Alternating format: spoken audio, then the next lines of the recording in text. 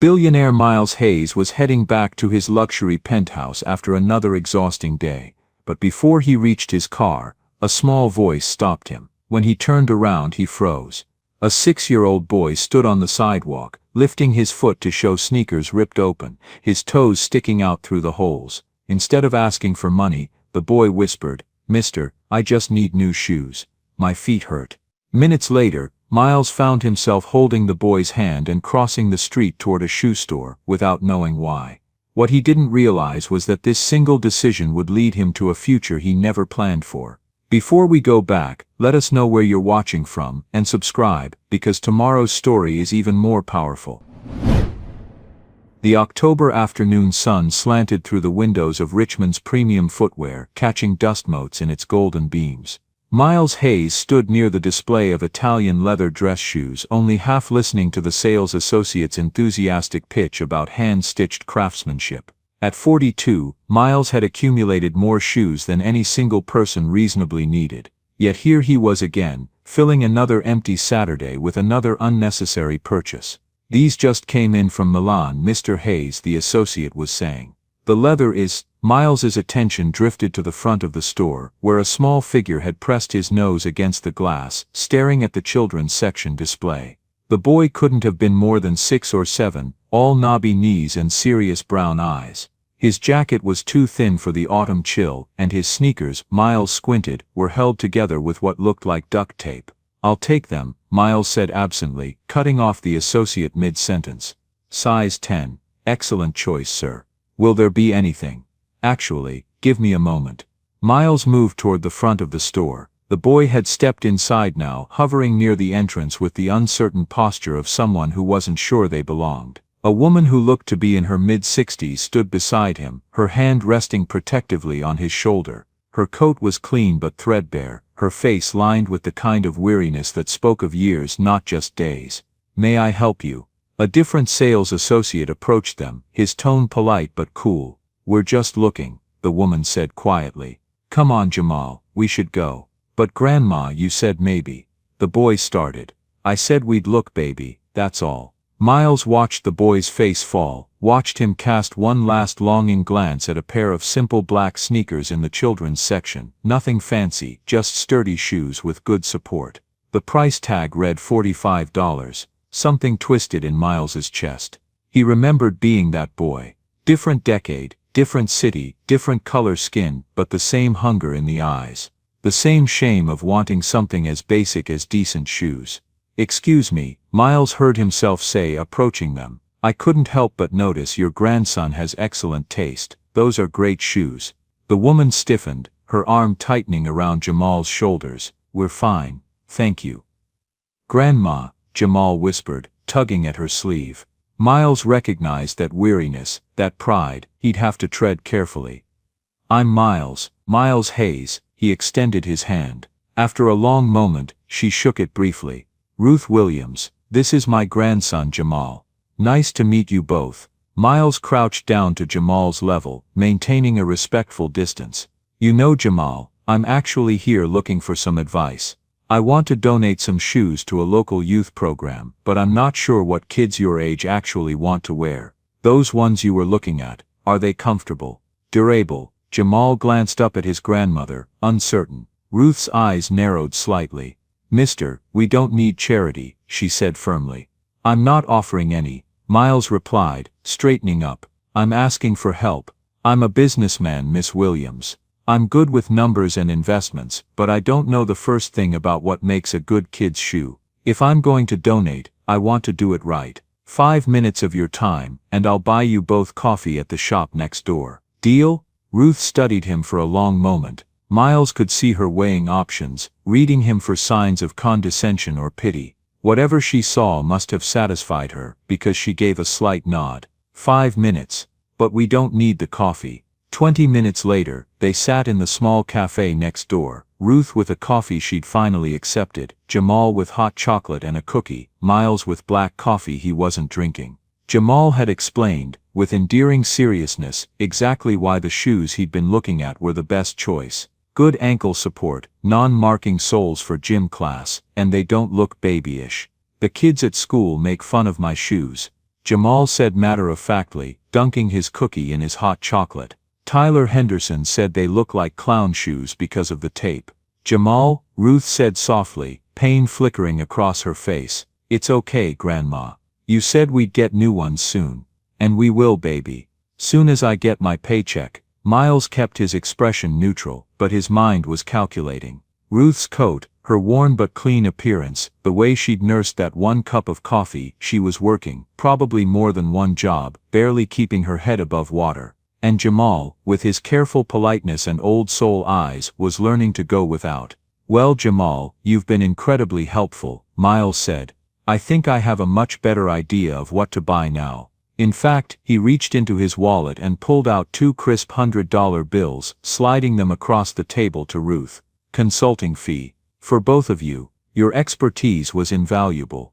Ruth's hand stopped the bills before they could reach her. Mr. Hayes, we can't accept this. It's payment for services rendered. We talked to you for 20 minutes, and saved me from making a very expensive mistake. I was about to buy the cheapest shoes I could find. You've taught me that quality matters. That's worth far more than $200. Ruth pushed the money back firmly. We don't take handouts. Miles had expected this. Pride was often the last thing people had when everything else was stripped away. He respected it, even as it frustrated him. I understand, he said, pocketing the bills. No handouts. He paused.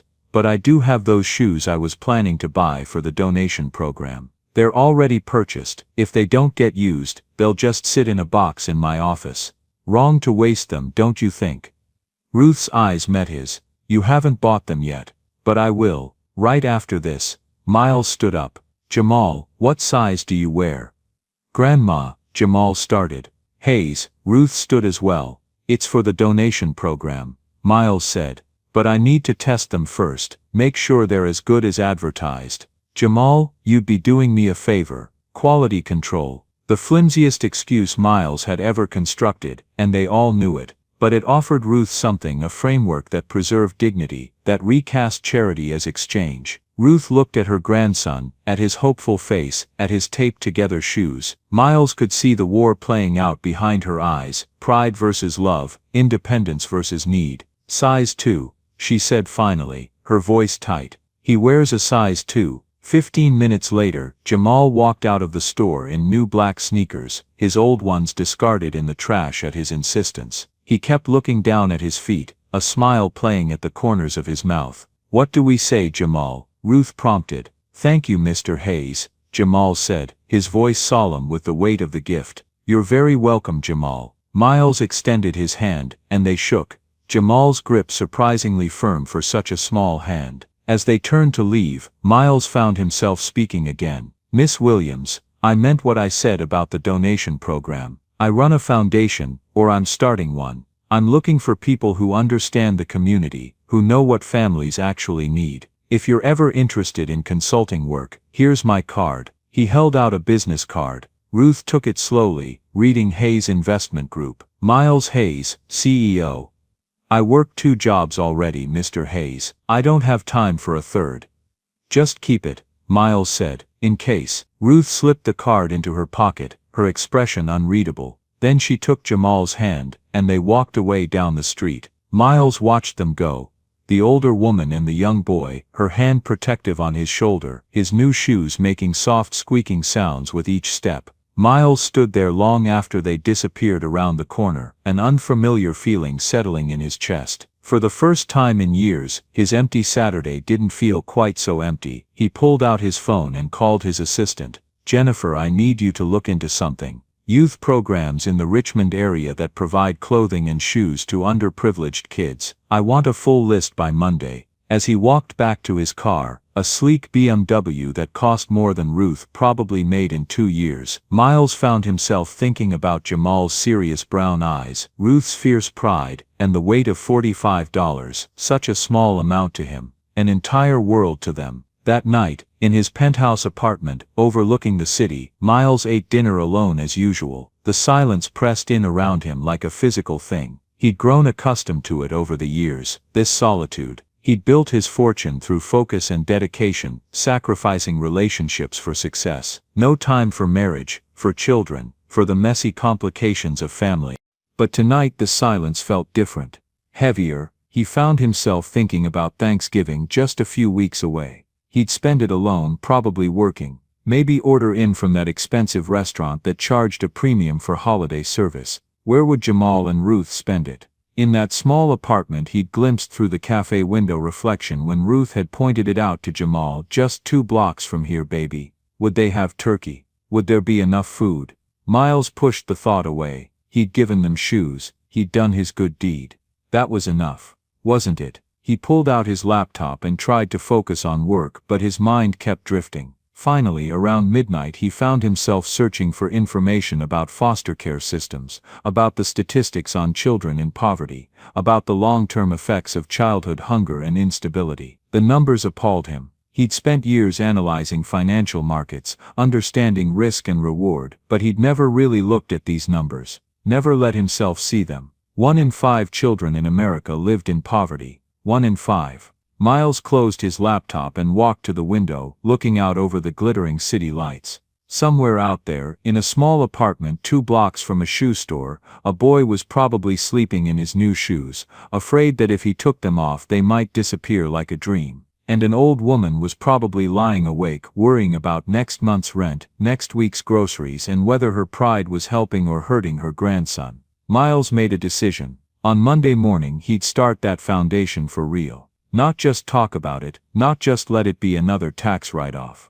Actually do it. But more than that, and he knew this was irrational, knew he was setting himself up for complications, he was going to find a way to help Ruth and Jamal. Not in a way that wounded their pride, but in a way that mattered. He owed them that much.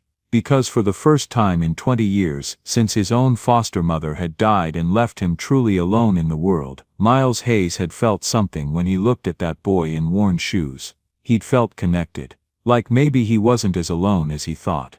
Like maybe, just maybe, there was still time to build something that mattered more than money. 3 weeks passed before Miles allowed himself to return to that neighborhood. 3 weeks of telling himself he was being ridiculous, that he'd done enough, that he should let it go. 3 weeks of finding excuses to drive past that small cafe, hoping for a glimpse of a boy in black sneakers. On the Saturday before Thanksgiving, Miles finally stopped pretending he wasn't looking for them. He found them at the public library, a squat brick building tucked between a laundromat and a corner store. Through the window, he could see Jamal at a computer, his face scrunched in concentration, while Ruth sat nearby with a book open in her lap. Miles sat in his car for 10 minutes, debating. This crossed a line from kindness into something else, something that could be misconstrued as stalking or inappropriate interest. He should leave. He should absolutely leave. He got out of the car. The library smelled like old books and floor polish. Miles found them easily in the children's section. Jamal was playing what looked like an educational math game, his tongue poking out slightly as he concentrated. Ruth glanced up as Miles approached, and something flickered across her face, not quite surprise, not quite wariness, something in between. "Mr. Hayes," she said evenly. "Miss Williams." Miles held up the bag he'd brought. "I was in the neighborhood and thought Jamal might like these books on space exploration. I heard him mention at the cafe that he was interested in planets." It was a lie. Miles had driven 40 minutes to get here, and he'd spent 2 hours at a bookstore selecting age-appropriate books about astronomy, Mars rovers, and the solar system. Ruth's eyes went to the bag, then back to his face. "You just happen to be in this neighborhood. I'm looking at properties nearby. Investment opportunities." Another lie. Miles was an investment manager for tech startups and established companies, not real estate. "Mr. Hayes," Ruth said quietly, "what do you want?" The direct question caught him off guard. Jamal had looked up now, his face brightening when he saw Miles. "Hi, Mr. Hayes, did you come to see my new shoes? I wear them every day, even Tyler said they were cool." "That's great, Jamal," Miles said, but his eyes stayed on Ruth. What did he want? That was the question, wasn't it? "Could we talk for a moment?" Privately, Ruth studied him for a long moment, then nodded. She spoke to the librarian, who clearly knew them well, and asked her to watch Jamal. Then she led Miles outside to a small bench near the entrance. "I'm going to be very clear with you, Mr. Hayes," Ruth said once they were seated. "I appreciate what you did for Jamal. Those shoes meant the world to him. But if you're here because you think we're some kind of charity case you can feel good about helping, or worse, if you have some other agenda. I don't, Miles interrupted. I mean I do want to help, but not. He stopped, frustrated with himself. I'm doing this all wrong. Doing what wrong? Miles took a breath. The truth is I don't have a good reason for being here. I can't stop thinking about you and Jamal. About that look on his face when he saw those shoes.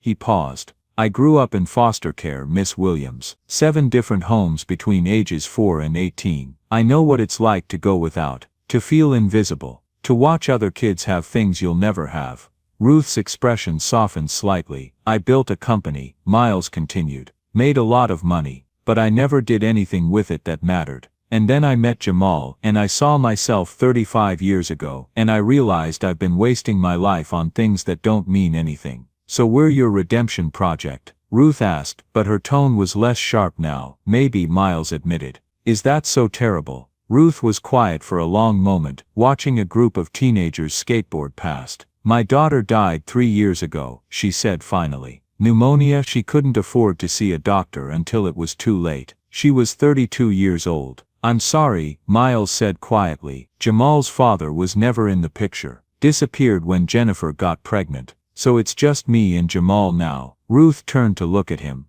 I work at a grocery store during the day and clean office buildings at night. I'm 63 years old, Mr. Hayes. I'm tired. Every single day I'm tired. Miles said nothing, sensing she needed to talk. But I love that boy more than my own life, Ruth continued. And I'm raising him right. He's polite, he's smart, he works hard in school. He doesn't complain when we eat rice and beans 4 nights a week, or when I can't afford new clothes, or when he has to wear my old reading glasses because I can't pay for an eye exam. You're doing an incredible job. Miles said. I am, Ruth agreed without false modesty. But incredible doesn't pay the rent. Incredible doesn't keep the heat on in winter. And incredible doesn't get a 6-year-old boy the things he needs. She pulled out his business card, which she'd apparently kept. You said you were starting a foundation. Were you serious about that? Yes. And you said you wanted someone who understands the community, someone who knows what families actually need. Yes. Ruth folded the card carefully and put it back in her pocket. I don't need you to save us, Mr. Hayes. But if you're serious about starting something that helps people like us, real people, not statistics, then I'll help you. As a consultant, for a fair wage. Hope sparked in Miles's chest. I'd like that. I have conditions, Ruth said firmly. 1. You don't just throw money at problems. You listen to what people actually need. 2. You treat everyone with dignity. No pity, no condescension. 3. Whatever relationship you build with Jamal, you don't disappear on him. Kids remember abandonment. It shapes them. The last condition hit Miles like a punch. He thought about the 7 foster homes, about the families who'd taken him in temporarily, about learning not to get attached because attachment meant pain. I won't disappear, Miles said. I promise. Ruth nodded slowly. Then we have a deal. But understand something, Mr. Hayes. I'm not just protecting Jamal. I'm protecting you too. That boy has a gift for loving people. If you let him love you, it'll change your life. But if you break his heart, it'll break yours too. They shook hands, and this time Ruth's grip was firm and steady. When they went back inside, Jamal was still absorbed in his math game. Miles handed him the bag of books, and the boy's face lit up like Christmas morning. Books about Mars, Jamal exclaimed, pulling them out one by one. And astronauts, and the moon. Mr. Hayes, these are so cool. I'm glad you like them, buddy. Can I call you Mr. Miles instead of Mr. Hayes? Jamal asked. Mr. Hayes sounds so serious. Miles glanced at Ruth, who gave a small nod. Sure, Jamal. Mr. Miles is fine. Thanks, Mr. Miles. Jamal was already absorbed in the first book, his finger tracing the pictures of rovers on the Martian surface. Ruth walked Miles to the door. We're here most Saturdays, she said. If you wanted to stop by again, just to check on your investment. Miles smiled. I'll do that. As he drove home, Miles felt something unfamiliar and strange in his chest. It took him until he was halfway back to his penthouse to identify it. Hope. Not hope for profit, or success, or market returns. Hope for something more fundamental. Connection. Purpose. The possibility that his life might amount to more than a series of successful transactions. That night, instead of working, Miles drafted a real business plan for a foundation. Not vague ideas but concrete goals, providing shoes and clothing for underprivileged children, funding after-school programs, helping families afford basic necessities. He'd call it second chances, because everyone deserved one. Even especially, people like him who'd forgotten what really mattered. The next Saturday, Miles returned to the library with sandwiches and chips. He found Ruth and Jamal at the same computer, Jamal working on homework, while Ruth filled out what looked like job applications. Lunch, Miles offered. Ruth looked like she might refuse, but Jamal's eyes went wide at the sight of the deli bags. "Is that turkey?" Jamal asked hopefully. "Turkey and Swiss on wheat," Miles confirmed. "And plain ham, in case someone doesn't like turkey." "I love turkey," Jamal said. Ruth sighed but smiled. "Fine, but next week we bring the lunch." "Deal." They ate in the small park across the street, sitting on the grass despite the November chill. Jamal chattered about school, about his math test where he'd gotten a 95, about how he'd read all the Mars books twice already. "Did you know that a day on Mars is almost the same as a day on Earth?" Jamal said. 24 hours and 39 minutes. "So if we lived there, we'd only have to change our clocks a little bit." "I didn't know that," Miles said, genuinely interested. "Would you want to live on Mars?" Jamal considered this seriously. "Only if Grandma could come too. And you, Mr. Miles. We could all have a house there, and look at Earth in the sky at night." Ruth's eyes met Miles's over Jamal's head, and something passed between them. An understanding, a shared recognition of the boy's generous heart. "That sounds nice, buddy," Miles said, his voice rough. After lunch, Miles asked if they had any plans for Thanksgiving. "We're having dinner at the community center," Ruth said. "They do a free meal every year. It's actually quite nice." Miles heard what she didn't say. "We can't afford our own Thanksgiving dinner. How would you both feel about spending it at my place instead?" Miles asked. "I promise I'm a decent cook, and I have this huge penthouse that's ridiculous for just one person." "Mr. Hayes," Ruth started. "Miles, please call me Miles." "Miles," Ruth corrected. "We can't impose." "It's not imposing. It's." Miles struggled for the right words. "I haven't had Thanksgiving with anyone in 15 years. I'd like to, if you're comfortable with it." Jamal was practically bouncing. "Can we, Grandma? Please, I've never seen a real penthouse before." Ruth looked at Miles searchingly. Whatever she saw must have satisfied her, because she nodded. "All right, but we're bringing dessert." "You don't have to, we're bringing dessert," Ruth said firmly. "Dignity goes both ways, Miles." He understood.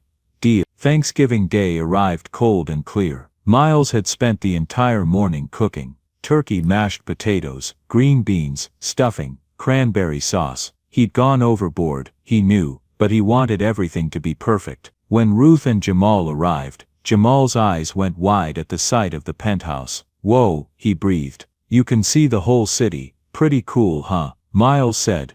"It's amazing." Jamal pressed his face against the floor-to-ceiling windows. "Grandma, look, you can see our building from here. That's our building, way over there." Ruth had brought a sweet potato pie she'd clearly spent her limited resources making. Miles took it carefully, honored by the gift. They ate around Miles's large dining table, which had never been used for an actual meal before, and talked. Ruth told stories about Jennifer, about the bright, kind woman she'd been. Jamal talked about wanting to be an astronaut, or maybe a scientist. Miles found himself sharing stories about foster care, about the kindness of strangers that had kept him going. After dinner, Jamal fell asleep on the couch, full of food and contentment. Ruth and Miles sat by the window, drinking coffee and looking out at the city lights. "Thank you for this," Ruth said quietly. "It's the first real Thanksgiving we've had since Jennifer died." "Thank you for coming," Miles replied. "For trusting me.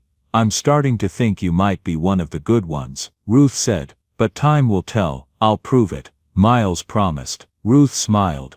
"I believe you'll try." When they left that night, Jamal still half asleep, clutching a leftover turkey leg, Miles had wrapped for him. Miles stood at his window and watched the city lights. For the first time in longer than he could remember, his apartment didn't feel empty. It felt like a home someone had just left, and would return to. December arrived with unexpected warmth, the kind of Indian summer that made people forget winter was coming. Miles had fallen into a routine: Saturday mornings at the library, sometimes bringing books or lunch, always staying for a few hours to talk with Ruth and help Jamal with homework. The boy had started calling him Uncle Miles 3 weeks after Thanksgiving, and the title had settled into Miles's chest like a warm stone. "Uncle Miles, can you help me with my math?" Jamal would ask. "Uncle Miles, did you know that Saturn's rings are made of ice?" "Uncle Miles, Grandma says you're coming to my school concert next week. Are you really?" Miles was. He wouldn't have missed it for anything.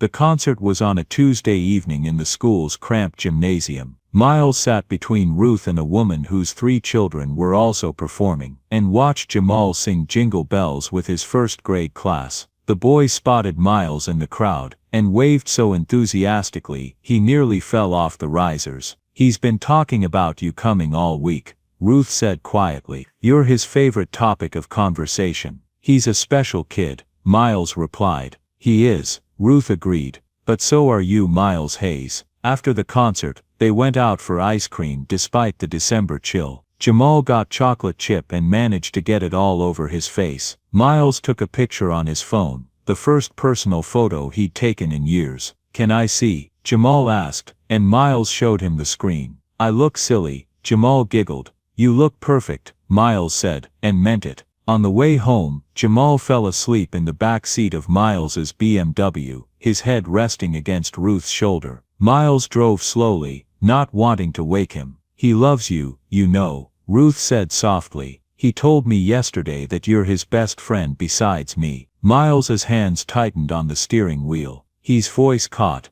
"He's the best thing that's happened to me in a very long time." "I can see that." Ruth was quiet for a moment. "Miles, I need to tell you something. I've been thinking about that consulting job you offered. Is it still available? I'd like to take it. Not instead of my other jobs, not yet, but maybe a few hours a week. Help you get this foundation off the ground properly." "I'd love that," Miles said. "When can you start?" "After the holidays." "Perfect." They pulled up to Ruth's building, a worn complex with flickering exterior lights. Miles got out to help wake Jamal, but Ruth stopped him. "Let me ask you something," she said. "What are you hoping to get out of this? Out of spending time with us?" Miles considered the question carefully. "Honestly, I don't know. I just know that before I met Jamal, I was successful but completely empty, and now I have something to look forward to every week. Something that matters." "We're not a fix for your loneliness," Ruth said, but not unkindly. "I know," Miles replied.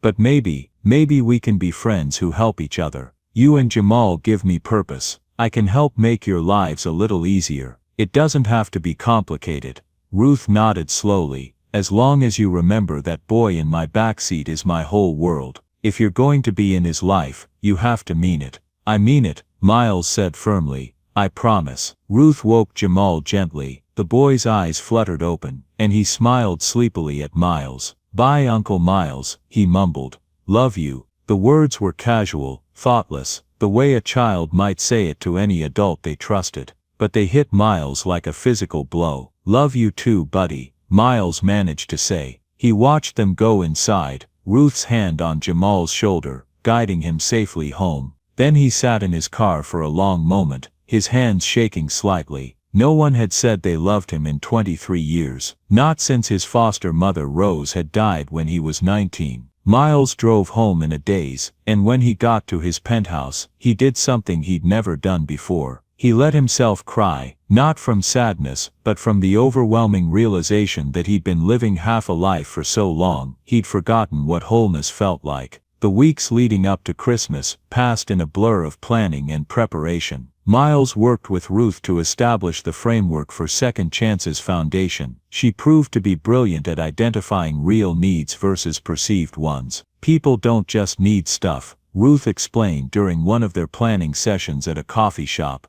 "They need dignity, they need respect, they need to feel like they're contributing, not just receiving." "So how do we do that?" Miles asked, taking notes. "Employment programs, job training, child care assistance so parents can actually work. Yes, emergency supplies, food, clothes, shoes, but also pathways to independence. Miles listened and learned, revising his entire approach. What had started as a simple charity was becoming something more sophisticated, a comprehensive support system. Meanwhile, Jamal's bond with Miles continued to deepen. The boy had started drawing pictures for Miles, crayon masterpieces featuring spaceships and planets, always with 3 stick figures labeled Grandma, Jamal and Uncle Miles. Miles kept every single one, displaying them in his office. His business partners noticed the change in him. "You seem different," his CFO remarked during a board meeting. "Happier." Miles just smiled. He wasn't ready to explain Ruth and Jamal to his corporate world yet.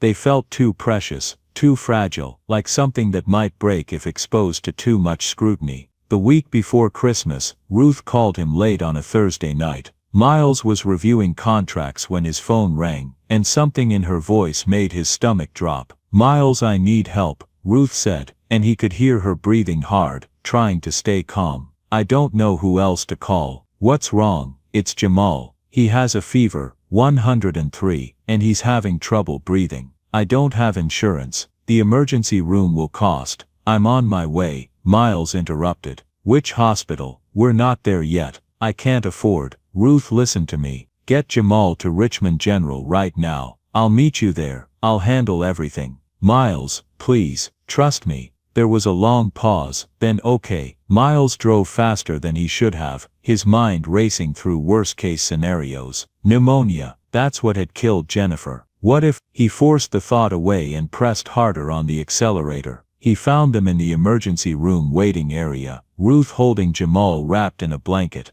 The boy's face was flushed, his breathing labored. When he saw Miles, he reached out. "Uncle Miles," he wheezed, "it hurts to breathe."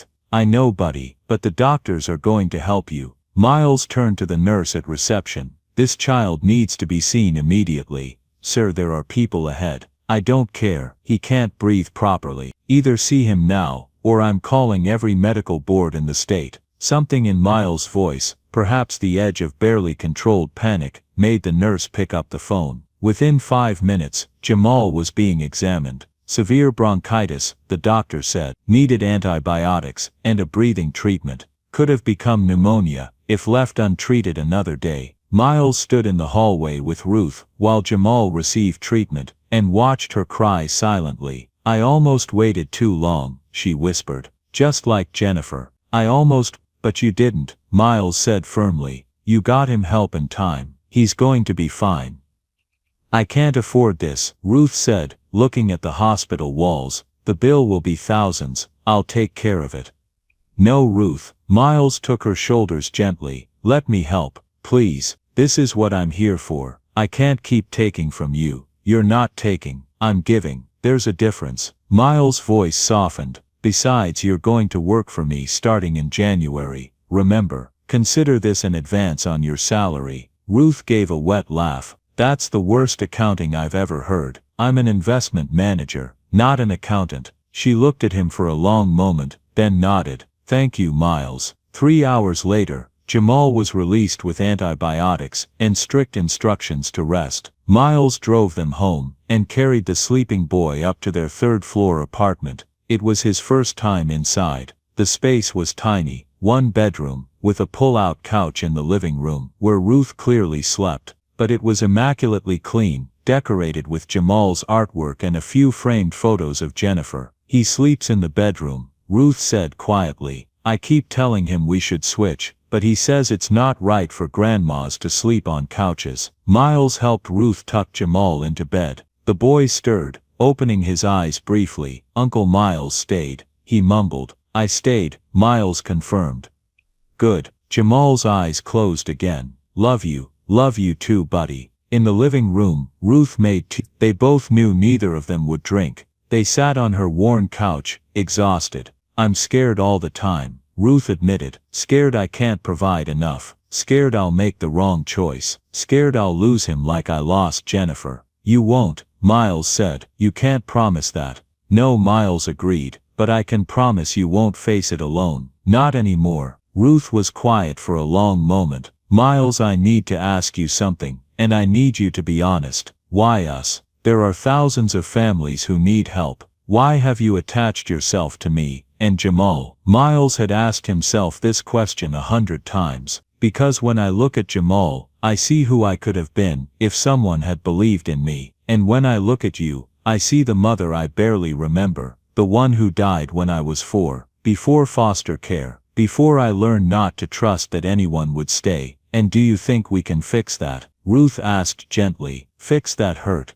No, Miles said honestly. But maybe we can build something new, something that doesn't erase the past, but makes the future worth living. Ruth reached out and squeezed his hand. You're a good man, Miles Hayes. I'm trying to be. As Miles drove home that night, he thought about Jamal's casual love you, about Ruth's trust, about the weight of being needed by someone other than his employees and investors. It terrified him, and it was the best thing that had ever happened to him. Christmas came, and Miles spent it at Ruth's apartment. He brought gifts, practical things Ruth had mentioned needing, plus a telescope for Jamal that made the boy cry with joy. Ruth had knitted Miles a scarf in blue and gray, his favorite colors. It's perfect, Miles said, wrapping it around his neck. It's crooked, Ruth pointed out. I'm not a very good knitter. It's perfect, Miles repeated firmly. They ate ham and watched holiday movies, and when Jamal fell asleep on the couch between them, Miles felt a contentment so profound it was almost painful. This was what he'd been missing. This warmth, this connection, this sense of belonging somewhere. As the year drew to a close, Miles reflected on how completely his life had changed in just 3 months.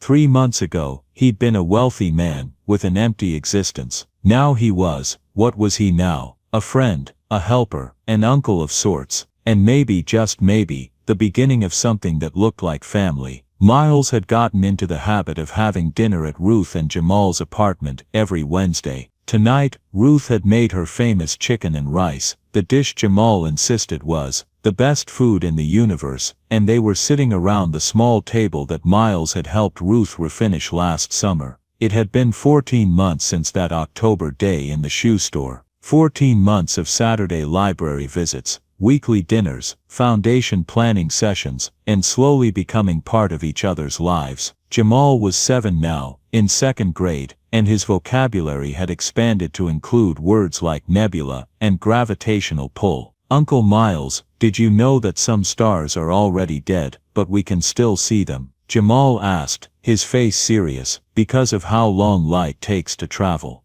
That's right, Miles confirmed. Pretty amazing, isn't it? It's sad though, Jamal said thoughtfully, like we're looking at something beautiful, but it's actually gone. Ruth and Miles exchanged glances. The boy's emotional intelligence constantly surprised them. But the light still matters, Ruth said gently. Even if the star is gone, the light it created still reaches us, still makes the night sky beautiful. Jamal considered this, then nodded. I guess that's like Mama. She's gone, but I still remember her. Ruth's eyes filled, and Miles reached over to squeeze her hand. Exactly like that, baby, Ruth said. The past year had been transformative. Ruth now worked 15 hours a week for Second Chances Foundation, helping Miles identify and support families in need. Her street-level knowledge combined with Miles's resources had created something powerful. They'd helped 38 families so far, providing everything from car repairs that enabled employment to school supplies to emergency medical care. Miles had also gotten closer to Ruth and Jamal than he'd ever imagined possible. He'd been there for Jamal's 1st grade graduation, for Ruth's 64th birthday in August, for movie nights and homework struggles and lazy Sunday mornings at the library.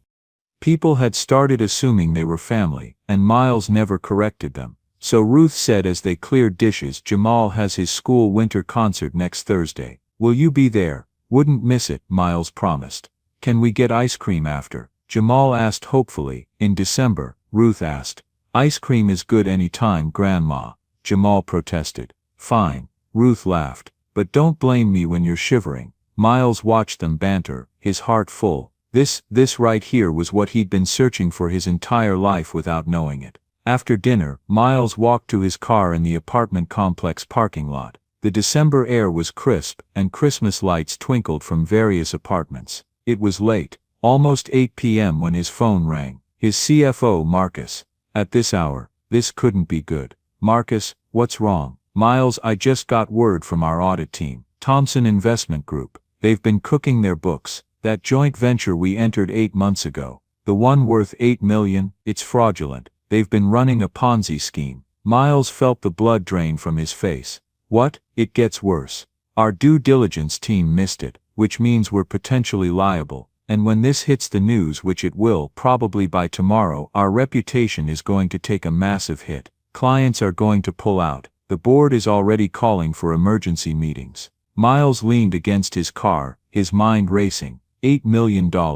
His company's reputation. Everything he'd built for 20 years. Miles, are you there? I'm here, Miles managed. Call an emergency board meeting for tomorrow morning, 7 a.m., and get our legal team on standby. Already done. Miles, this is bad. Really bad. I know. Miles hung up and stood in the parking lot for a long moment staring at the lit windows of Ruth's apartment 3 floors up. He could see their silhouettes. Ruth washing dishes, Jamal probably doing homework at the kitchen table. He should go back up. Tell them. But what would he say? That everything he'd built was potentially about to collapse. That he might not be able to fund the foundation anymore. That he might lose everything. No, he'd figure this out first. No need to worry them yet. Miles drove home and spent the entire night reviewing documents, making calls, trying to find a way to salvage the situation. But the more he learned, the worse it got. The next 3 weeks were a nightmare. The scandal hit the news exactly as predicted. 3 major clients pulled out immediately, taking a combined $42 million in assets with them. 2 board members resigned. The legal fees alone were staggering. And worse, much worse, Miles' partner at Thompson Investment Group had disappeared along with the actual funds. The $8 million Miles' company had invested was simply gone. Miles stopped going to Wednesday dinners. He canceled on Jamal's winter concert at the last minute. He didn't return Ruth's calls. He told himself he'd reach out once he had good news to share. Once he'd fixed this, once he wasn't a complete failure. But the good news never came. By late January, Miles' company was on the brink of collapse. He'd sunk his personal fortune into trying to save it, but it wasn't enough. He was going to lose everything. And then he'd really have nothing to offer Ruth and Jamal. Better to distance himself now, before they got too attached to someone who was about to become as much of a failure as his 4-year-old self had been. Passed from foster home to foster home because no one wanted to keep him. Miles stopped showering regularly, stopped eating. His penthouse became a disaster of takeout containers and unopened mail. He went to the office only when absolutely necessary, handling everything from home. His assistant had started leaving concerned voicemails. His business partners were worried. Even his doctor called after Miles missed a scheduled checkup. But Miles ignored them all. 6 weeks after the scandal broke, on a gray late February evening, Miles sat in his penthouse with a bottle of sleeping pills and a tumbler of bourbon. He calculated the exact amount needed. Read about how peaceful it would be. Everyone would be better off. His investors could liquidate his assets and recoup some of their losses. The foundation would close, but other charities could take its place. And Ruth and Jamal, they'd moved on already probably, found another benefactor. Or maybe they were doing fine on their own. Ruth was strong. She didn't need him. Miles opened the pill bottle. The sound of pounding on his door made him freeze. Miles Hayes, you open this door right now. Ruth's voice sharp and commanding. Miles sat motionless. How did she even get up here? The building had security. I know you're in there, Ruth continued. The doorman told me you haven't left in 3 weeks. I've been calling for 2 months. Now you open this door, or I'm calling the police for a wellness check. Miles still didn't move.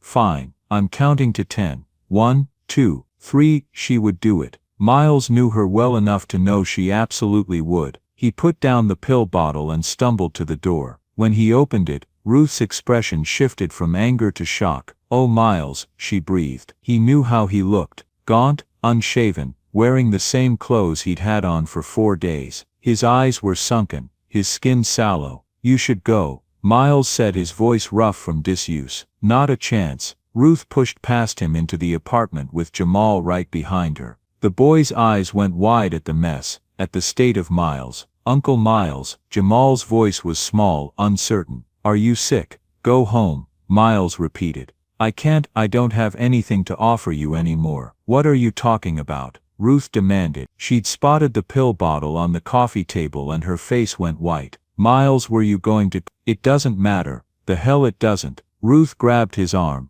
Jamal, honey, go wait in the hallway for a minute. But Grandma, now baby. Jamal left reluctantly, casting worried looks back at Miles. Once they were alone, Ruth steered Miles to the couch and sat him down. Then she sat beside him, took his hands and held them firmly. Tell me what happened, she said. I lost everything, Miles said dully. My company, my money, all of it. So? Miles looked at her incredulously. So I'm broke, Ruth, or I will be soon. I can't help you anymore. Can't fund the foundation. Can't be, his voice broke. Can't be what you and Jamal need. Ruth was quiet for a long moment. Then she said, do you remember what I told you the night Jamal was sick, when you paid his hospital bills? You said you couldn't keep taking from me. No, I said I was scared all the time. And you know what you told me? Miles shook his head. You said I wouldn't have to face it alone. That you promised. Ruth's grip tightened on his hands. Well, now I'm making you the same promise. You don't have to face this alone.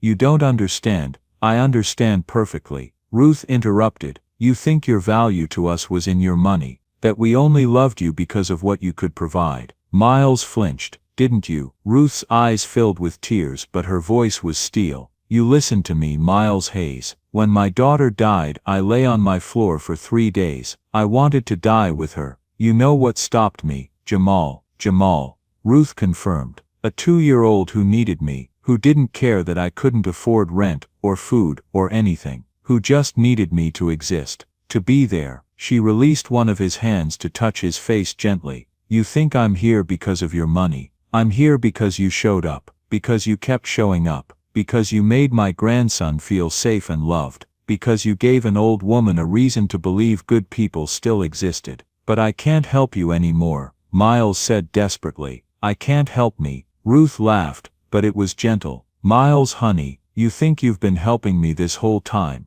haven't I? We've been helping each other, Ruth said firmly. Yes, you provided money, but I provided purpose. Jamal provided love. We saved each other. I'm worthless without the money, Miles whispered. No. Ruth's voice was sharp now. Don't you dare say that. Don't you dare tell me the man who taught Jamal about planets, who came to every school concert, who made me laugh again after 3 years of grief. Don't you tell me that man is worthless. Miles felt something crack inside him, and suddenly he was crying, great, gasping sobs that seemed to come from somewhere deep in his chest that he'd locked away for decades. Ruth pulled him into her arms and held him while he broke apart. I don't know who I am without the money, Miles finally managed to say. Then let me tell you, Ruth said gently. You're the man Jamal calls Uncle Miles. You're my friend. You're someone who makes the world better just by being in it. That's who you are. Money or no money. I almost. Miles looked at the pill bottle. I was going to. I know. Ruth's voice was thick. But you didn't. You're still here. And as long as you're here we have everything we need. She called Jamal back in, and the boy ran to Miles and hugged him fiercely. Uncle Miles, are you okay? Jamal asked, his face pressed against Miles's chest. I am now, buddy, Miles said, and meant it. Ruth stayed that night, sleeping on Miles's couch. Jamal curled up next to her. But first Ruth made Miles shower, eat actual food, and really promise that he wouldn't hurt himself. If you're going to fall apart with us, Ruth had said. Don't do it alone. Over the next few days, Ruth helped Miles clean his apartment, respond to his messages, and start facing his financial reality. Yes, he'd lost most of his money. Yes, his company would probably have to be sold or dissolved. But he had enough left to live on, not lavishly, but comfortably. And the foundation. Ruth had ideas about that too. We start smaller, she said. Grassroots. We can't give everyone thousands anymore, but we can give dozens of people hundreds. We can coordinate donations instead of funding everything ourselves. We can organize, connect, facilitate. It won't be the same, Miles said. No, Ruth agreed. It'll be better, more sustainable, more real. Miles looked at this woman, this fierce, brilliant, compassionate woman, and felt something shift. Ruth, can I ask you something? Anything. Would you let me? Miles struggled with the words. I never had a mother, not really, and I know this is strange, but can I? Yes, Ruth said softly, understanding immediately. Yes, you can call me Mom, if you want to. Miles felt his eyes fill. Thank you, Ruth replied, for giving me a son when I thought I'd lost my only child. That night, eating dinner at Ruth's apartment again for the first time in months, Jamal asked the question that had been on his mind. Uncle Miles, are you still rich? Ruth scolded. It's okay, Miles said. No, buddy, I'm not rich anymore. I lost most of my money. Jamal frowned, thinking hard. Does that mean you can't be my uncle anymore? Miles's heart twisted. What? No, of course not. Good, Jamal said, relieved, because Tyler Henderson said that rich people only pretend to care about poor people. But I told him you really care about us. That's true, right? That's the truest thing in the world, Miles said, his voice rough. Okay, Jamal went back to his dinner, the matter settled in the simple way of children. But as Miles looked around the tiny apartment, at Ruth smiling at him, at Jamal happily eating his chicken, at the crayon drawings on the walls that included him in their family portraits, he realized something profound. He'd spent his whole life chasing success, thinking money would fill the emptiness inside him. But it had taken losing almost everything to discover what actually mattered: connection, purpose, love. Ruth had saved his life that night in his penthouse. But more than that, she'd given him a reason to keep living it, and that was worth more than all the money in the world. Miles had slowly rebuilt his life, though it looked nothing like before. By late April, he'd sold his penthouse and moved into a modest 2-bedroom apartment in Ruth's neighborhood, close enough to walk to their place in 10 minutes. His company had been dissolved, the assets liquidated by early March, but he'd salvaged enough to live on, and even keep a tiny version of Second Chance's foundation running. More importantly, he'd started seeing a therapist, something Ruth had insisted on after that night with the pills. You can't just pretend that didn't happen, she'd said firmly. You were in crisis, you need help processing it. Miles had resisted at first, but Dr. Patricia Morrison had turned out to be exactly what he needed. She helped him understand that his worth wasn't tied to his bank account, that his childhood abandonment issues had driven his need to prove himself through wealth, that it was okay to be vulnerable. He'd been attending therapy twice a week for 3 months now, and for the first time in his life, Miles felt like he was actually dealing with his trauma instead of burying it under success and money. It was a Saturday in May, and Miles was meeting Ruth and Jamal at the park. When he arrived, Jamal came running up to him, grinning widely. Uncle Miles, guess what? What, buddy? I got all A's on my report card, and Mrs. Anderson says I might skip to 3rd grade next year. Miles scooped him up and spun him around. That's amazing. I'm so proud of you. Ruth walked over, smiling. He's been dying to tell you all morning. They spent an hour at the playground, Miles pushing Jamal on the swings, helping him across the monkey bars, playing an elaborate game of tag that left all 3 of them breathless and laughing. At lunch, while Jamal colored on his placemat with the crayons the diner provided, Ruth turned to Miles with a serious expression. I need to talk to you about something, she said quietly. Miles felt a flutter of concern. What's wrong? Nothing's wrong. But, Ruth paused. I've been thinking about what you said, about wanting to be part of our family, officially. Miles's heart started beating faster. I looked into it, Ruth continued, the adoption process. And the lawyer I spoke with said that because I'm Jamal's legal guardian, the cleanest path would be for you to become a co-guardian. It gives you legal rights to make decisions for Jamal, medical, educational, all of it. And if something ever happened to me, he'd automatically stay with you. No questions, no foster care. That's Miles's voice caught. That's exactly what I want, to protect him, to make sure he's always safe. It'll take a few months to process, Ruth said. But if you're still sure this is what you want, I've never been more sure of anything, Miles said firmly. Ruth smiled. Then let's do it. Over the next few weeks they worked with the lawyer to file the co-guardianship paperwork. Miles had to undergo background checks, home visits, interviews. It felt invasive at times, but he understood why it was necessary. They were protecting Jamal. One evening in early June, after a particularly long day of paperwork and meetings, Jamal noticed Miles looked exhausted.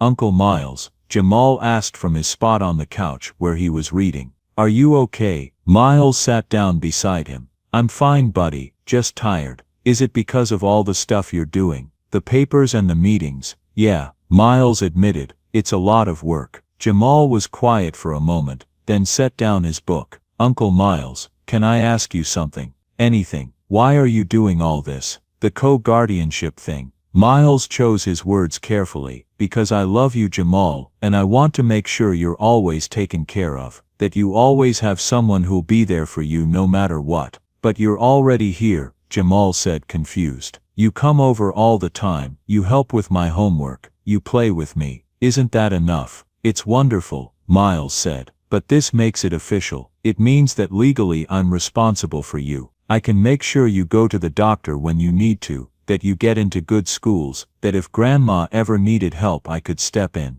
Jamal thought about this seriously. So it's like, you're promising to stay, forever? Miles felt his throat tighten. Yes, exactly like that. Good, Jamal said, and then with the directness only a 7-year-old could manage, Uncle Miles, why don't you just be my dad instead? The question hung in the air between them. Miles stared at Jamal, completely caught off guard. What do you mean, buddy? I mean you do everything a dad does. You take care of me and Grandma. You teach me stuff. You come to my school things. Tyler Henderson's dad doesn't do half the stuff you do, and Tyler still calls him dad. Miles looked over at Ruth, who had tears streaming down her face but was nodding. Jamal, Miles said carefully, being someone's dad is a really big thing. Are you sure that's what you want? I'm sure, Jamal said matter-of-factly. I asked Grandma about it last week, and she said if you wanted to be my dad, that would be okay with her. So do you want to? Miles felt like his heart might burst. More than anything in the world. Then can I call you Dad instead of Uncle Miles? Yes, Miles said, pulling Jamal into a tight hug. Yes, you can call me Dad. Okay, Dad, Jamal said, testing out the word. Then louder, Dad. Miles was crying now, holding this boy, his son, and feeling like every broken piece of his life had finally come together into something whole. I love you, son, Miles whispered. I love you too, Dad, Jamal replied. Ruth came over and wrapped her arms around both of them, and they stayed like that for a long time, 3 people who'd found each other by chance and chosen to become a family. That night, after Jamal had gone to bed, still occasionally calling out good night, Dad, with obvious delight, Ruth and Miles sat in the living room, both emotionally exhausted but happy. Thank you, Miles said, for letting me be part of this, part of your family. Thank you, Ruth replied, for loving my grandson the way you do, for becoming the father he deserves, for showing both of us that family isn't about blood, it's about showing up, day after day, and choosing to love each other.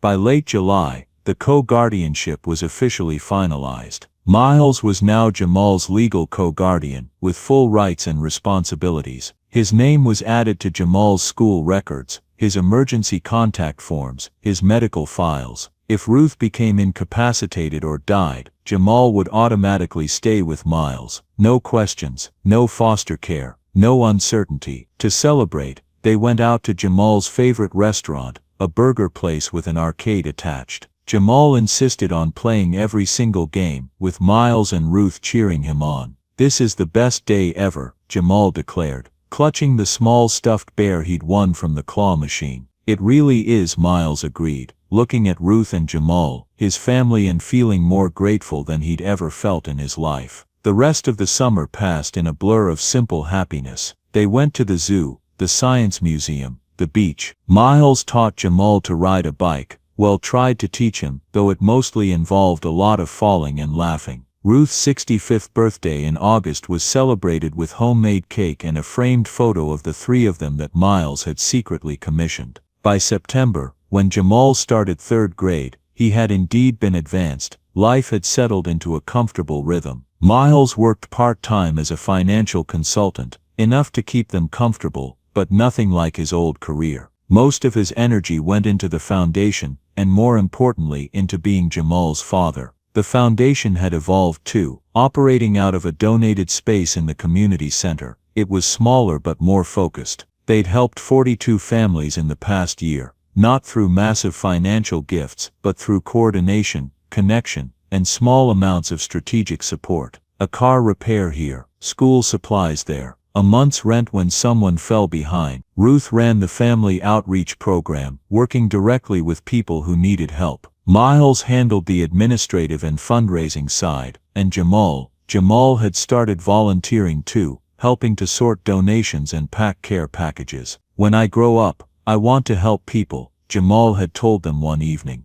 Like you and Grandma do. One Saturday in October, almost exactly 2 years since Miles had first walked into that shoe store, they were all at the foundation office. Jamal was organizing books for a back-to-school drive when a woman came in with her daughter. Miles recognized the desperation in her eyes immediately, the same look Ruth had worn that first day. "Can I help you?" he asked gently. "I saw your flyer," the woman said hesitantly. "About helping families. My daughter needs dental work. It's urgent, but I lost my insurance, and I can't afford." Her voice broke. The little girl, about 8 years old, was hiding behind her mother, clearly in pain. Ruth came over immediately. "Let's talk in my office," she said kindly, ushering them to a small desk in the corner. While Ruth talked with the mother, Alicia Martinez, Miles heard her say. Jamal walked over to the little girl. "Hi," he said. "I'm Jamal. That's a cool backpack. Are those dolphins?" The girl nodded shyly. "Dolphins are awesome," Jamal continued. "Did you know they sleep with only half their brain at a time, so they can keep swimming? I have a book about ocean animals if you want to see it." Miles watched his son, his kind, empathetic, brilliant son, make this scared little girl smile, and felt a surge of pride so strong it almost hurt. By the time Ruth finished talking with Alicia, she'd arranged for the dental work to be covered and connected the family with a sliding scale clinic for ongoing care. When they left, Alicia was crying with relief, and her daughter Emma was chattering excitedly about dolphins with Jamal. "Thank you," Alicia said at the door. "You have no idea what this means." "We know exactly what it means," Ruth said, squeezing her hand. "We've been there too." After they left, Jamal turned to Miles with serious eyes. "Dad, that little girl was hurting, and her mom couldn't fix it, but we helped them. That's what we're supposed to do, right?" "Right," Miles confirmed. "We help people because we remember what it's like to need help." "I like helping people," Jamal said thoughtfully. "It feels good, like we're making things better." "You are making things better," Miles said, pulling his son into a hug. Every single day, that night, as Miles tucked Jamal into bed beneath the glow-in-the-dark stars he'd put up 2 years ago, Jamal looked up at him with sleepy eyes. "Dad?" "Yeah, buddy. I'm glad you bought me shoes that day." Miles smiled. "Me too, son. Me too. And I'm glad you're my dad now, not just Uncle Miles." "I'm glad too," Miles said, his voice thick with emotion. "Being your dad is the best thing I've ever done." "Better than being rich?" Jamal asked. Miles didn't even have to think about it. "So much better than being rich." "Good," Jamal said, yawning. "Love you, Dad." "Love you too, son. Sweet dreams." As Miles left Jamal's room, he found Ruth in the kitchen making tea. "He really loves you," she said. "Talks about you constantly. My dad this, my dad that. The feeling is mutual," Miles said. "Ruth, I need to tell you something.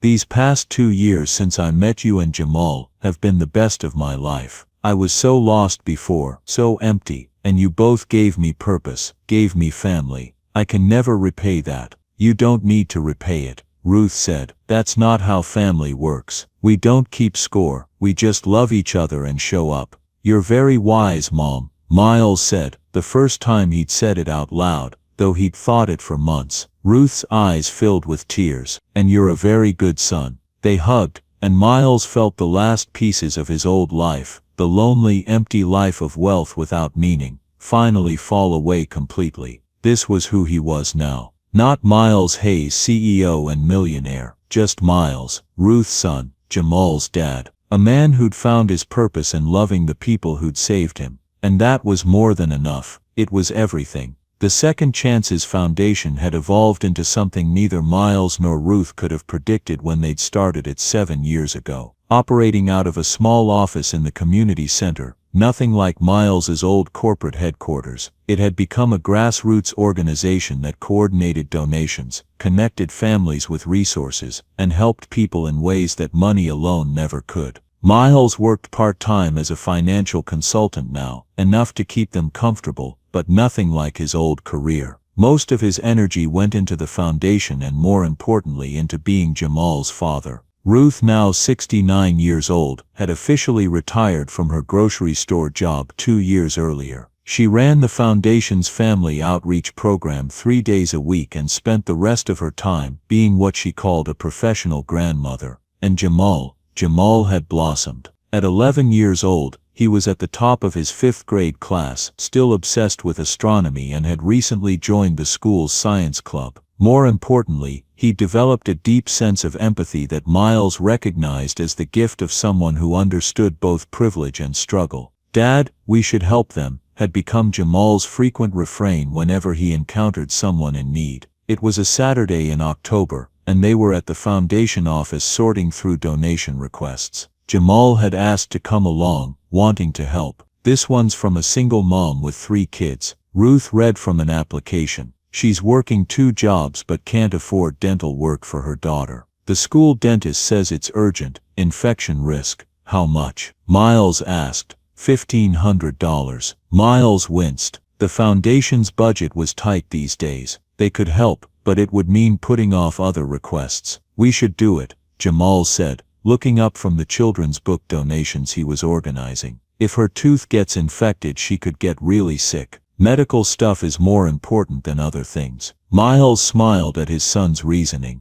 "You're right, buddy. Medical needs come first." He turned to Ruth. "Let's approve it, and see if we can connect her with the dental school's clinic for future care. They do sliding scale fees." "Already on it," Ruth said, typing notes. They worked for another hour, reviewing applications, approving what they could, regretfully declining what they couldn't. Each no hurt, but their resources were limited. Around noon, a young woman came into the office, maybe 30 years old, thin and tired looking, holding the hand of a girl about 8. "Hi," she said hesitantly. "I'm Alicia Martinez. I submitted an application last week about my daughter Emma's dental work." Ruth's face lit up. "Miss Martinez, we were just reviewing your application. Please, sit down." Alicia sat, and Emma climbed into her lap, staring at Jamal with curious eyes. Jamal waved awkwardly.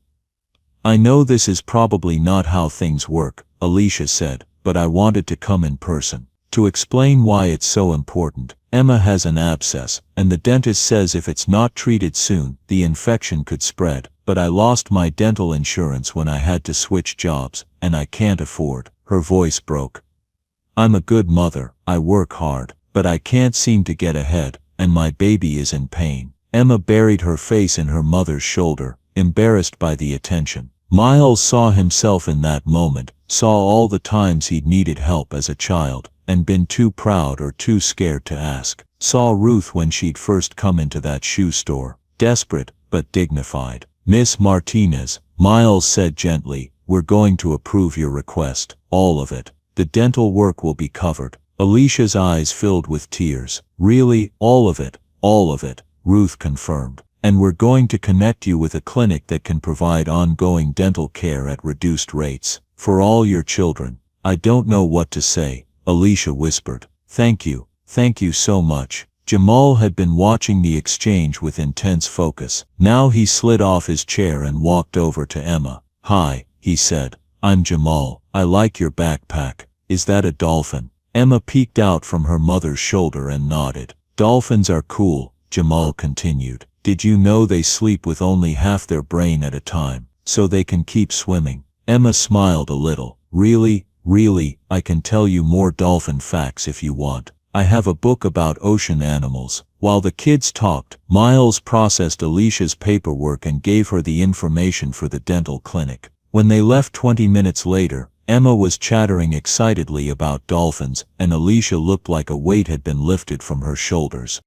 "Thank you," she said again at the door. "You have no idea what this means. Emma's been crying herself to sleep from the pain.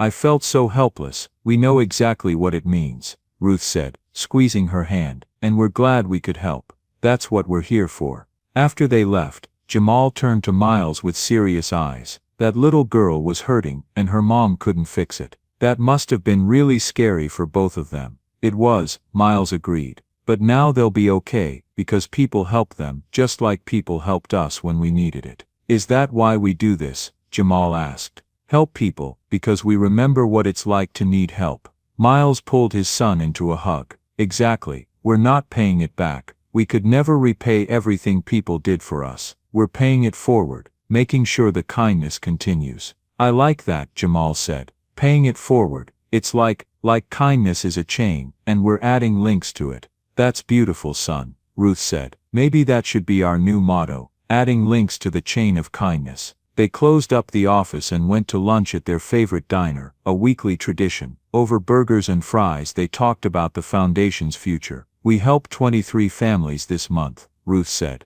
"Not bad for a small operation." 24 if you count the emergency grocery delivery on Tuesday, Miles corrected.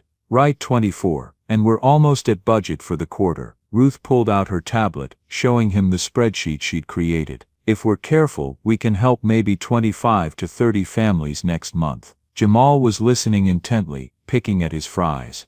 "Dad, when I grow up, can I run the foundation?" Miles felt his chest tighten with pride. "If that's what you want to do, absolutely. But you've got a lot of time to decide. You're only 11. I know, but I've been thinking about it a lot. I want to help people, like you and Grandma do." Jamal paused. "I was thinking maybe I could be a doctor and work at the foundation. Help people with medical stuff during the week, and do foundation work on weekends." "That's very ambitious," Ruth said. "You'd have to work hard in school." "I am working hard," Jamal said seriously. "I got an A on my science test yesterday, and Mrs. Cooper says I'm one of her best students." "We're very proud of you," Miles said. "But remember, it's okay if you change your mind later. You don't have to decide your whole future at 11. "I know," Jamal said, "but helping people feels right. It feels like what I'm supposed to do." Miles exchanged glances with Ruth. This boy, this kind, thoughtful, brilliant boy, was going to change the world someday. Miles was sure of it. That evening, after Jamal had gone to bed, Miles and Ruth sat in the living room with tea, another ritual they'd developed over the years. "He's special," Ruth said quietly. "That boy has a gift for compassion." "He learned it from you," Miles replied. "From both of us," Ruth corrected. "You've shown him what it means to give without expecting anything in return. To find purpose in helping others." Miles was quiet for a moment. "You know, 7 years ago when I first met Jamal, I thought I was helping him, helping you both. But really you saved me, gave me a reason to live that actually mattered." "We all saved each other," Ruth said gently. "That's what family does." "You're right," Miles acknowledged. "And I'm grateful every single day for it." They sat in comfortable silence for a while, sipping their tea and listening to the city sounds drifting through the window. "Miles," Ruth said eventually, "can I ask you something personal?" "Always. Do you ever regret it? Giving up your company, your wealth, all of it, for this life?" Miles didn't even have to think about it. Not for a single second. "I had money, Ruth. I had success. I had an empty penthouse and no one who cared if I lived or died. Now I have a son. I have you. I have work that matters. How could I possibly regret that?" "Some people would say you gave up everything. Some people don't understand what everything actually means," Miles replied. "Everything isn't money or status or possessions. Everything is right here in this apartment, in that bedroom where Jamal is sleeping, in the work we do at the foundation. This is everything that actually matters." Ruth reached over and squeezed his hand. "You've become quite the philosopher. I've had good teachers." Later, as Miles got ready for bed in his own apartment 2 blocks away, he stopped to look at the photos on his wall. Jamal's school pictures from kindergarten through 5th grade. The 3 of them at the zoo, Ruth's birthday celebration, Jamal's graduation from physical therapy 4 years ago. Family. Miles reflected on how far they'd all come. 7 years ago, he'd been a lonely businessman buying shoes for a stranger's child. Now he was a father, a son to Ruth, and a partner in work that changed lives. The foundation might never be huge, they might never help thousands of people at once, but they'd helped over 500 families in 7 years. 500 families who knew that someone cared, that they weren't alone, that kindness still existed in the world. And one little girl would get her tooth fixed tomorrow and wouldn't cry herself to sleep anymore. That was worth more than all the money Miles had ever made. As he drifted off to sleep, Miles thought about Jamal's words, paying it forward, adding links to the chain of kindness. That's exactly what they were doing. And that chain would extend far beyond their lifetimes, touching people they'd never meet, creating ripples of compassion that would spread further than they could ever know. Some legacies were measured in dollars and buildings bearing your name. But the best legacy, the only one that truly mattered, was measured in lives touched, in kindness given, in love shared. Miles was building that legacy one person at a time, and he'd never been prouder of anything in his life. The courtroom was smaller than Miles had expected. He sat in the front row with Ruth and Jamal, waiting for the parole hearing to begin. 8 years had passed since the night Richard Caldwell had hit Jamal and driven away, leaving a 7-year-old boy bleeding in the street. Caldwell had been sentenced to 8 years for vehicular assault, hit and run, and DUI. He'd served 7. Today the parole board would decide his future. When the prosecutor asked whether they wanted to give victim impact statements, Jamal surprised them both by saying yes. "I need to do this," he'd said simply. Now watching his 15-year-old son sit upright in a button-down shirt and dress pants, his left leg braced for support, Miles felt a mix of pride and fear. The accident had left Jamal with a permanent limp, but also with a depth of maturity far beyond his years. "You don't have to stay," Miles whispered. "I want to," Jamal said quietly. "I need to see him." The door opened, and Richard Caldwell entered in prison clothing, hands cuffed. He looked older, thinner, worn down by regret. When his eyes landed on Jamal, no longer a small child but a tall teenager, he faltered, his face crumpling before the guard nudged him forward. The hearing moved efficiently. Caldwell's attorney spoke of rehabilitation, sobriety, AA meetings and good behavior. The prosecutor recounted the facts,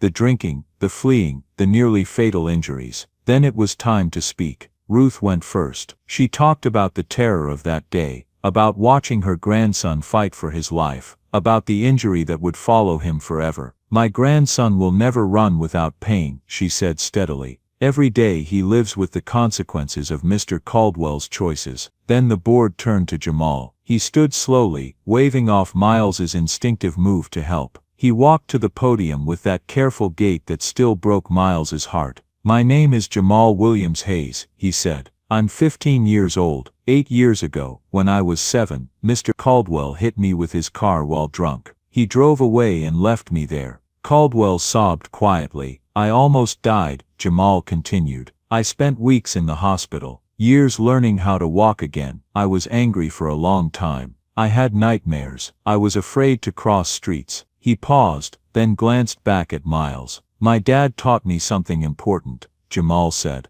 "That holding on to anger hurts me more than it hurts anyone else." Turning back to Caldwell, he spoke calmly. "What you did wasn't okay. It changed my life. But I also know you've spent 7 years trying to change yours." He took a breath. "I forgive you, Mr. Caldwell. Not because what you did was okay, but because I don't want to carry this anymore. And I think you deserve a chance to do better." The room was silent. "But if you get parole," Jamal added firmly, "you have a responsibility to help prevent this from happening again. To turn your mistake into something that saves lives." He looked at the parole board. "I think he should be granted parole with conditions." When Jamal returned to his seat, Miles pulled him into a tight hug. "I'm so proud of you," he whispered. 20 minutes later, the parole board granted parole, requiring community service and continued sobriety. Afterward, Caldwell asked to speak with them. In a small conference room, he broke down completely. "I'm sorry," he said. "I was a coward. I panicked. I've hated myself every day since." Jamal listened, then said quietly, "I forgive you, but you have to forgive yourself too, and do better." "I will," Caldwell promised. As they left the courthouse, Ruth asked Jamal how he felt. "Lighter," he said. "Like I finally put something down." "That's forgiveness," Ruth said. "It frees us." A month later, Caldwell showed up at the Second Chances Foundation office, asking to volunteer. Miles was tense, but Jamal met him calmly. They started small, sorting supplies, helping with outreach. Caldwell worked tirelessly. He began speaking at high schools about drunk driving. His honesty carried weight. Over time, an unlikely bond formed, not friendship, but respect. You gave him a chance, Miles said to Jamal one night. You taught me how, Jamal replied. On the 8th anniversary of the accident, they attended a candlelight vigil. Caldwell spoke publicly. Jamal taught me what grace looks like, he said. His forgiveness gave me a reason to live differently. Afterward, a young man approached, shaken. I was going to drive tonight, he said. I won't now. Watching this, Miles felt awe. One act of forgiveness had rippled outward, saving lives he'd never know. Do you realize what you did? Miles asked Jamal later. Jamal shook his head slowly. Your forgiveness started a chain reaction, Miles said. You changed lives. I didn't do it for him, Jamal said softly. I did it for me, but I'm glad it helped others too. Miles pulled him close. I love you. I love you too, Dad. As they drove home, Miles reflected on how far they'd come, from a shoe store to a courtroom, from tragedy to grace. Sometimes the smallest choices changed everything. Sometimes broken things healed into something stronger, and sometimes the greatest gift you could give was forgiveness. The Foundation's 10th annual gala filled the community center with warmth and laughter. It wasn't fancy, folding tables covered with white tablecloths, donated flowers as centerpieces, a potluck dinner where families they'd helped brought dishes to share. But it was authentic, and it was theirs. Miles stood at the edge of the room watching people mingle. Families they'd helped over the past decade were there, donors, volunteers, and Richard Caldwell, who'd become their most requested speaker at drunk driving prevention programs. But Miles's eyes kept finding Jamal, who was across the room talking animatedly with a group of younger kids about the scholarship program he'd helped design. At 17, Jamal was tall and confident, the limp from the accident 8 years ago barely noticeable unless you knew to look for it. He was senior class president, captain of the academic decathlon team, and had already been accepted to Stanford's pre-med program with a full scholarship. And he still planned to spend summers working at the foundation. Some dreams didn't fade. He's something special, Ruth said, appearing at Miles's elbow. She was 73 now, moving slower than she used to, her hair completely gray but still sharp as ever. He really is, Miles agreed. You did an amazing job raising him. We did, Ruth corrected gently. You've been his father for 11 years, Miles. You get credit too. The gala was going well. They'd just announced they'd helped over 600 families since the foundation's inception, raised $90,000 in donations this year alone, and were expanding their programs to include a partnership with the local hospital for free medical screenings. Miles was heading to the podium to make the closing remarks when he noticed Ruth sway slightly. Ruth, are you okay? Just a little dizzy, she said, but her face had gone pale. Let's get you some air. Miles guided her toward the door, catching Jamal's eye across the room. The boy immediately excused himself and hurried over. Grandma, what's wrong? Nothing, baby, just too many people, too much excitement. But as they reached the hallway, Ruth's legs buckled. Miles caught her, lowering her gently to the floor. Call 911, he told Jamal, who already had his phone out. Ruth was conscious but confused. I don't understand, I feel so strange. It's okay, Miles soothed, though his heart was pounding. Help is coming. The ambulance arrived within minutes. Miles rode with Ruth while Jamal followed in their car. At the hospital, they ran tests, CT scans, blood work, everything they could think of. 3 hours later, a doctor approached them in the waiting room. Her face was grave. Mr. Hayes, Jamal, I'm Dr. Jones. I need to talk to you about Miss Williams's results. Miles felt his stomach drop. What is it? We found a mass in her pancreas. Based on its location and the preliminary scans, we believe it's pancreatic cancer. Stage 4. The world seemed to tilt. Stage 4. Are you sure? We'll need a biopsy to confirm, but I'm fairly certain. And I need to be honest with you, pancreatic cancer at this stage is very aggressive. The survival rate is low. How low? Jamal asked, his voice shaking. Dr. Jones looked at them with compassion. With treatment, possibly 6 months to a year. Without treatment, maybe 4 to 6 months. Miles felt like he couldn't breathe. Ruth, his Ruth, the woman who'd saved his life, who'd become his mother in all the ways that mattered. Can we see her? Miles managed to ask. She's awake. Room 412. They found Ruth sitting up in bed, looking small and frail in the hospital gown. When she saw their faces, she knew. It's bad, isn't it? she asked quietly. Miles sat on the edge of her bed and took her hand. They think it's pancreatic cancer. Stage 4. Ruth was quiet for a long moment. Then she nodded slowly. How long? With treatment, maybe a year, maybe less. And without treatment? Ruth, Miles started. How long without treatment? She repeated firmly. 4 to 6 months, Jamal said, his voice breaking. Ruth looked at both of them, these two men who'd become her whole world. Then we have decisions to make. Over the next several days, they met with oncologists, researched treatment options, and explored every possible path. The options were brutal, aggressive chemotherapy that might buy a few more months at the cost of constant sickness, pain, and hospital rooms. There was no cure, only the possibility of time, and even that came with a price. Miles wanted to try everything. He began looking into experimental treatments overseas, clinical trials, anything that might offer even the smallest chance. A week after the diagnosis, Ruth asked both Miles and Jamal to come to her hospital room. I need you to listen to me, she said quietly. Really listen. They sat on either side of her bed, holding her hands. I'm 73, Ruth said. I've lived a full life. I got to see my grandson grow into an incredible young man. I had 11 wonderful years with you, Miles, years I never expected. We can fight this, Miles said. There are treatments that will make me miserable and might give me a few extra months in a hospital bed. Ruth interrupted gently. I don't want that. Grandma, please, Jamal sobbed. We can't just give up. I'm not giving up, Ruth said firmly. I'm choosing how I want to live the time I have left. I don't want to spend it sick and exhausted. I want to spend it with you. At home, making memories. Miles shook his head. I can't lose you. You won't, Ruth said softly. Not really. She reminded Miles of the lesson he himself had once learned. Acceptance. Of choosing meaning over control. Of focusing on what could still be lived, not what couldn't be saved.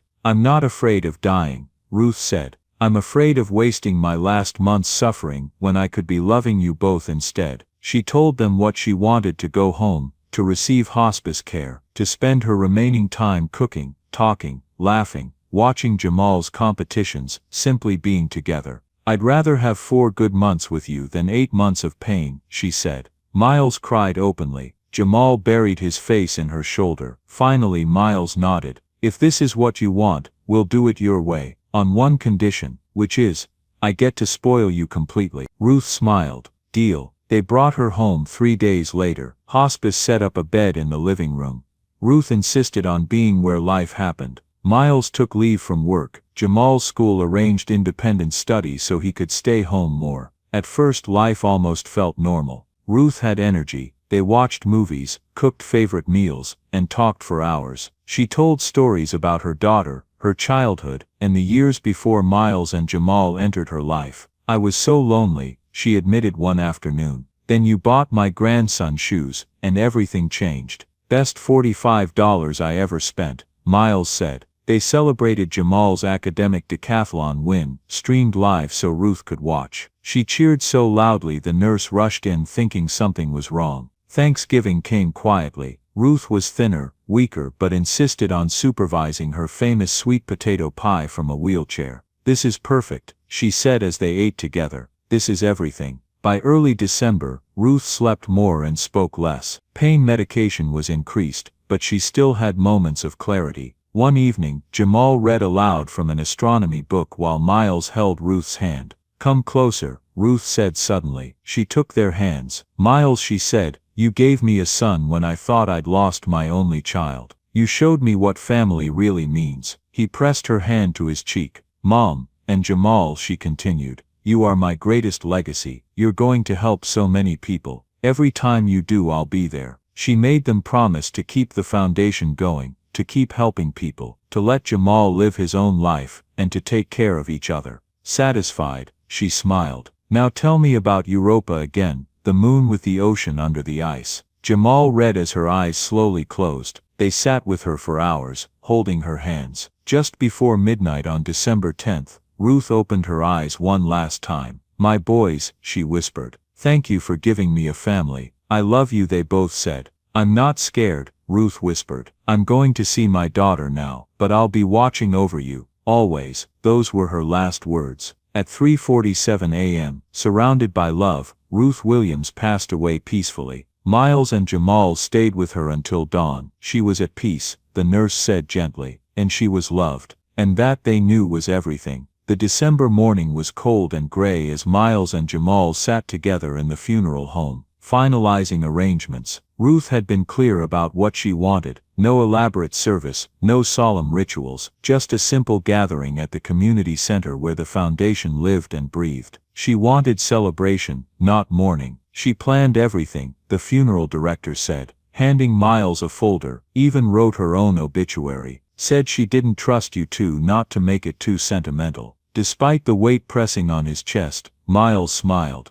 That was Ruth, practical, honest, loving without drama, until the very end. The memorial service 3 days later was exactly what she would have wanted. The community center was filled to capacity. Families helped over the years, foundation volunteers, Jamal's teachers, neighbors, and people whose lives Ruth had touched quietly but deeply. Richard Caldwell stood near the back, head bowed. Miles stepped to the podium and looked at Ruth's photograph, framed in flowers. 11 years ago, he began, steady despite the grief. I was a wealthy man who had forgotten what it meant to be human. I walked into a shoe store and saw a boy looking at shoes he couldn't afford. That moment changed my life. He told the story: the boy, the grandmother, the accident, the recovery, the foundation, the slow and deliberate building of a family by choice. Ruth taught me that the greatest gift we can give isn't money, Miles said. It's presence, showing up, choosing love even when it's hard. He looked at Jamal in the front row. She taught my son forgiveness. She taught me acceptance. She taught us that family is something you build. From his pocket, Miles unfolded a piece of paper, Ruth's handwriting. People don't just need help, he read. They need dignity. They need to feel respected, not pitied. That principle, he announced, would continue to guide the foundation.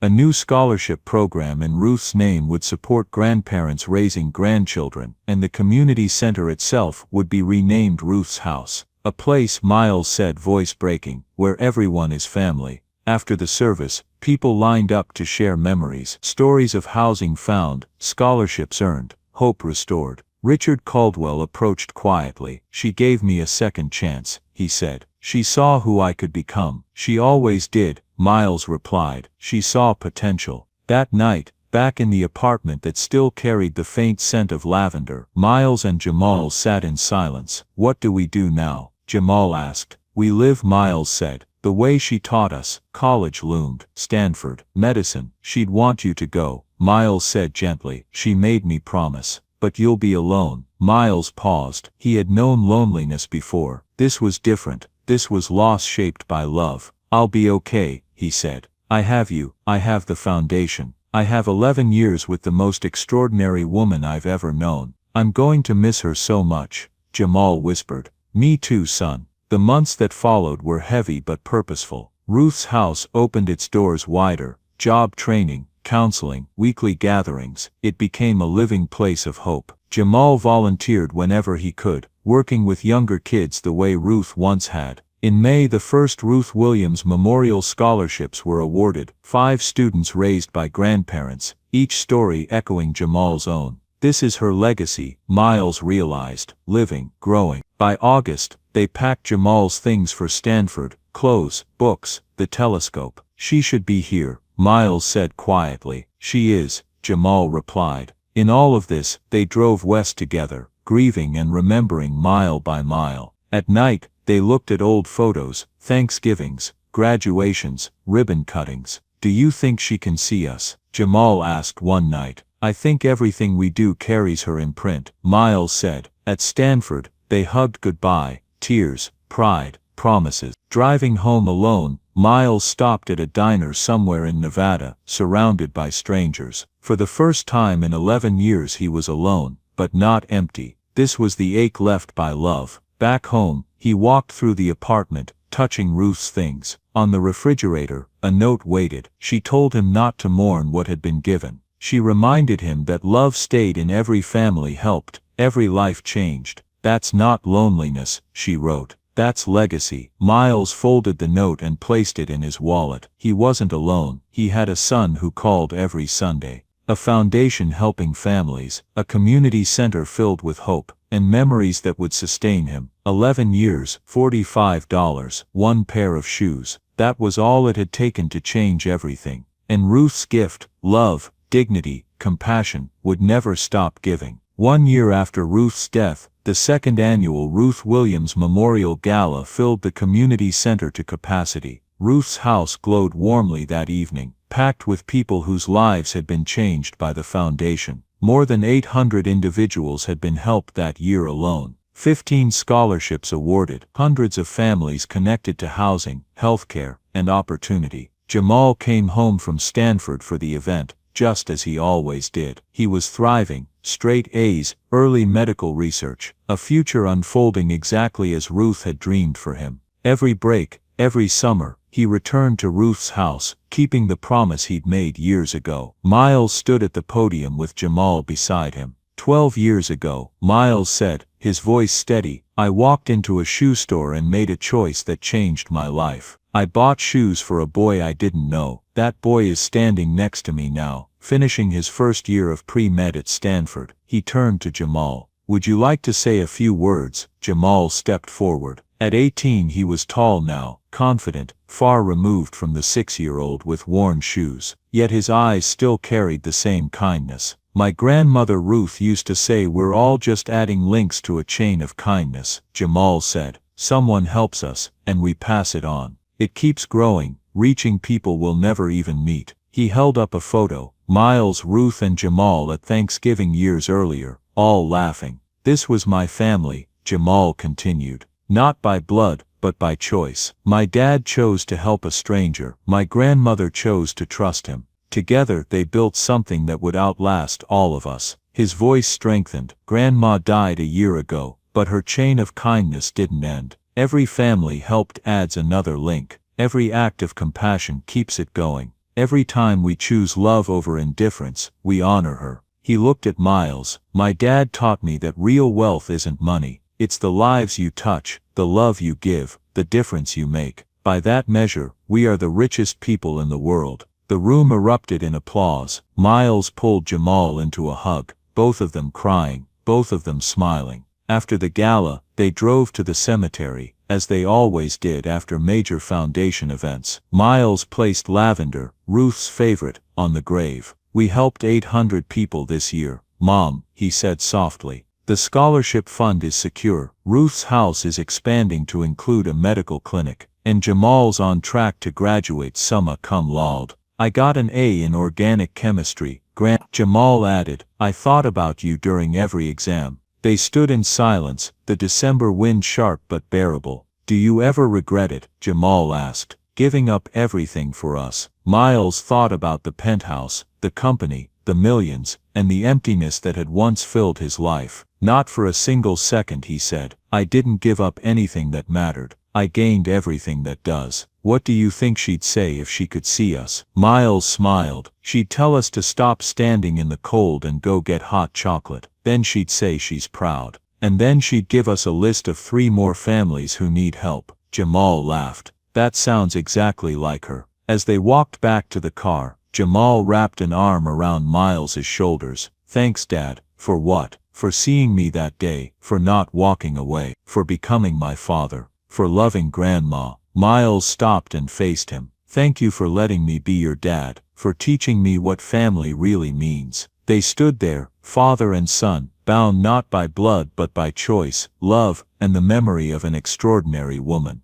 Driving home past Ruth's house, past the park and library that held so many memories, Miles felt something he'd spent most of his life searching for. Peace. Not because the grief was gone, it never would be, but because he knew their lives had mattered. That Ruth's love had created ripples that would last generations. Dad, Jamal said quietly, as they parked, when I finish medical school, I want to come back. Open a practice that works with the foundation. Make sure the families we help get real health care. Miles felt tears rise. Ruth would love that. I know, Jamal said. That's why I want to do it. Inside the apartment, Miles made hot chocolate the way Ruth had taught him. Extra marshmallows, a pinch of cinnamon. They sat at the kitchen table, talking about school, the foundation, the future. For the first time since Ruth's death, the apartment didn't feel empty. It felt full of purpose, of love, of possibility. Because the greatest gift wasn't the life you lived, it was the life you made possible for others. And by that measure, Ruth Williams's gift would never stop giving. Join us to share meaningful stories by hitting the like and subscribe buttons. Don't forget to turn on the notification bell to start your day with profound lessons and heartfelt empathy.